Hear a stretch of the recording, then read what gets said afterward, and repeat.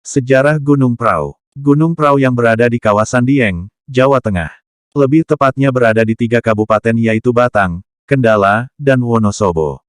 Gunung Prau ini memiliki ketinggian 2.565 mdpl di atas permukaan laut, masuk ke dalam gunung yang tidak terlalu tinggi sehingga cocok untuk pemula yang ingin mencoba hobi mendaki. Puncak Gunung Prau merupakan padang rumput luas yang memanjang dari barat ke timur. Bukit-bukit kecil dan sabana dapat dijumpai di area puncaknya. Dari puncaknya kalian akan disajikan panorama yang begitu indah dengan gunung es Indoro dan Gunung Sumbing berdiri gagah di balik samudera awan. Di Gunung Prau bisa dijumpai banyak bunga daisy tumbuh dengan cantik oleh warnanya beragam, juga ada susunan bukit-bukit yang kerap kali disebut Bukit Teletubis. Gunung Prau juga menjadi favorit karena waktu tempuh pendakian yang tidak terlalu lama dan memang cocok untuk pemula. Sunrise di Gunung Prau memang sangat memanjakan pandangan saat membuka pintu tenda. Asal-usul nama Gunung Prau juga tak lepas dari mitos yang mengatakan bahwa di dalam gunung ini terdapat sumber air yang begitu melimpah ruah. Maka banyak yang meyakini hal ini. Karena seperti yang diketahui bahwa di kawasan dataran tinggi Dieng terdapat begitu banyak telaga dan sumber mata air. Mitos lain mengatakan bahwa nama lain dari Gunung Prau adalah Gunung Mayit. Dalam bahasa Indonesia Mayit berarti mayat. Konon ini karena bentuk Gunung Prau yang jika dilihat dari jauh menyerupai pocong yang sedang dalam posisi tidur atau rebahan.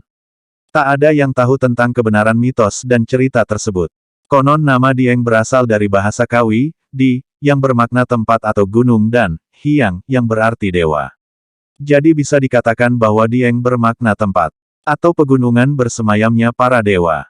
Nama Dieng konon juga bisa berasal dari bahasa Sunda, di Hyang, ini karena di masa Pramedang sekitar abad ke-7 daerah ini dikuasai oleh Kerajaan Galuh. Pintu gaib. Di salah satu sisi puncak gunung, tepatnya di area sabana, terdapat beberapa pohon yang tumbuh membentuk formasi kotak. Area ini disebut Oyot Rimpang, dan diyakini sebagai pintu masuk menuju alam lain. Siapapun yang masuk ke pintu itu akan terjebak dan tak akan bisa kembali ke dunia. Ritual untuk dewa. Dipercaya Gunung Prau merupakan tempat bersemayam dewa hingga kini. Di waktu tertentu, mereka turun ke bawah, bergabung dengan masyarakat sekitar dalam bentuk manusia. Ritual potong rambut gimbal yang tersohor itu digadang-gadang memiliki keterkaitan dengan turunnya para dewa. Jadi, bagi kamu yang pernah mendatangi ritual potong rambut gimbal, mungkin salah satu pengunjung di sekelilingmu bukanlah manusia. Rintihan merayu. Tidak jarang pendaki yang mendengar suara rintihan ketika di puncak Gunung Prau.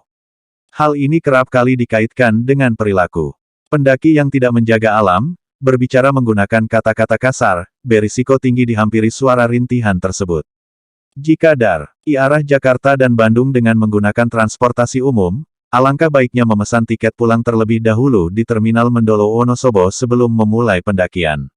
Di Gunung Prau tidak terdapat air. Sebaiknya mempersiapkan air yang cukup. Jangan gelar tenda yang bisa membahayakan keselamatan. Jangan buang sampah sembarangan. Masker dan buff akan sangat berguna jika pendakian dilakukan di musim kemarau. Jalur pendakian Gunung Prau via Patak Banteng. Jalur ini merupakan jalur favorit para pendaki, selain jarak tempuh yang pendek, juga berada tepat di tepi jalan raya. Cukup naik angkutan umum dari Wonosobo. Sudah pasti akan direkomendasikan untuk melalui rute ini. Basecamp ini terletak di Desa Patak Banteng, Kecamatan Kejajar, Kabupaten Wonosobo. Jalur pendakian Gunung Prau via Dieng Wetan. Basecamp Dieng Wetan beralamatkan di Desa Dieng Wetan, Kecamatan Kejajar, Kabupaten Wonosobo, merupakan salah satu jalur pendakian favorit selain Patak Banteng karena dekat dengan objek wisata Dieng. Lokasi basecamp berdekatan dengan penginapan Bujono yang sudah terkenal di kalangan para backpacker. Jalur pendakian Gunung Prau via Kali Lembu. Jalur pendakian ini akan bertemu dengan jalur pendakian dari Dieng Wetan dan Dieng Kulon. Rute ini lebih landai daripada rute Patak Banteng. Base Campe Kali Lembu tidak berada jauh dari basecamp Patak Banteng. Base Campe ini terletak di Desa Kali Lembu, Kecamatan Kejajar, Kabupaten Wonosobo. Berada di atas Desa Patak Banteng apabila datang dari arah Wonosobo. Jalur pendakian Gunung Prau via Dieng Kulon, Dwarawati. Ada yang menyebutnya dengan rute Dwarawati. Karyana memang terletak dekat dengan Candi Dwarawati. Bila hendak menuju ke lokasi basecamp ini, cara termudah adalah dengan mencari objek wisata Candi Dwarawati. Terletak di Desa Dieng Kulon, Kecamatan Batur, Kabupaten Banjarnegara. Jalur pendakian Gunung Prau via Wates. Pendakian Gunung Prau via Wates, jalur pendakian termasuk dalam kategori landai, sehingga waktu tempuh bisa sekitar 3 jam untuk jarak sekitar 4,7 km. Basecamp Wates terletak di Desa Wates, Kecamatan Wonoboyo, Kabupaten Temanggung. Bukan hanya Wonosobo dan Banjarnegara saja pendakian Gunung Prau dimulai. Buat kami dari arah Kabupaten Temanggung juga bisa. Jalur pendakian Gunung Prau via Campurejo. Jalur ini jarang diketahui karena baru dibuka oleh rekan-rekan Swambin Jungle Trekking Club. Basecamp pendakian Gunung Prau via Campurejo ini terletak di Desa Campurejo, Kecamatan Tretep, Kabupaten Temanggung. Dari semua jalur pendakian Gunung Prau yang resmi, jalur Patak Banteng dan Dieng Wetan menjadi terfavorit bagi para pendaki. Dan saya merekomendasikan, menurut pengakuan para pendaki yang saya telusuri, mereka yang lewat via Dieng Wetan tidak mengalami kondisi trek yang kering dan berdebu, berbeda dengan apa yang saya alami. Bukan saya saja tapi semua para pendaki yang lewat via Patak Banteng mengalami hal yang serupa yang itu berdebu dan pasir yang berterbangan. Melakukan pendakian Gunung Prau saat musim kemarau via Patak Banteng sangat tidak direkomendasikan. Jumlah kuota pendakian di Basecamp Gunung Prau. Patak Banteng 600 orang per hari. Dieng 250 orang per hari. Dwarawati 100 orang per hari. Kali Lembu 200 orang per hari. Igir Meranak 100 orang per hari. Wates 250 orang per hari. Ketentuan Gunung Prau di masa New Normal. Pendaki sudah harus turun pukul 12 waktu Indonesia Barat. Dilarang melakukan pendakian lebih dari 1 hari. Diwajibkan membawa sarung tangan, masker atau buff tambahan. Larangan para pendaki di Gunung Prau. Masuk tanpa izin. Membuang sampah sembarangan. Membuat api unggun. Tidak membawa sampah turun. Menebang pohon. Membawa senjata tajam dengan bilah lebih dari 30 cm. Membawa dan menyalakan kembang api. Membawa dan mengkonsumsi minuman keras narkoba. Melakukan pencurian. Membawa alat musik dan musik box. Memetik edelweiss. Melakukan perzinahan. Melakukan vandalisme. Kencing di dalam botol. Membawa tisu basah ke atas Gunung Prau. Fakta tentang Gunung Prau yang harus kalian tahu. Sebagian besar dari ribuan pendaki di Gunung Prau hanya mencapai di camping ground, tidak sampai ke puncak tertinggi Gunung Prau. Sebagian besar pendaki menulis ketinggian Gunung Prau dengan angka 2.565 mdpl. Padahal puncak tertingginya adalah 2.590 mdpl.